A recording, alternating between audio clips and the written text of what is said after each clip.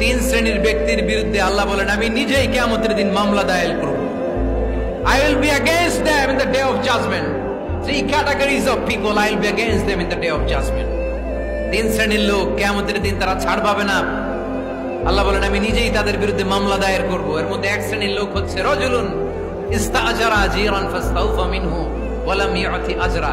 একজন শ্রমিক ভাড়া করে তার কাছ থেকে কাজ নিয়েছে কিন্তু তার পারিশ্রমিক আদায় করে নাই। এরকম আছে না নাই?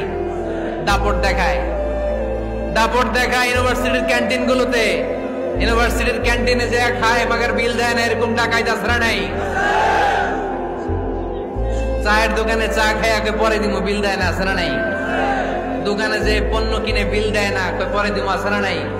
কিয়ামতের দিন আল্লাহ তোরে মাস্তানি ছুটাবে, চিল্লা এখন ঠিক কিনা? আনা খাসমুহুম, আমি নিজেই তাদের বিরুদ্ধে মামলা দায়ের করব। কথাটা কার?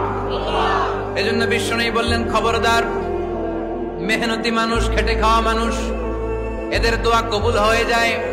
আতুল আজিরা আজরাহু ক্বাবলা আন ইয়াজিফা আরাকুহু। খবরদার, বিশ্বনবী বললেন শ্রমিকের ঘাম শুকিয়ে যাওয়ার আগে তাদের পারিশ্রমিক মিটিয়ে দাও। বিশ্বনবীর বিখ্যাত হাদিস, আতুল আজিরা আজরাহু ক্বাবলা আন ইয়াজিফা আরাকুহু।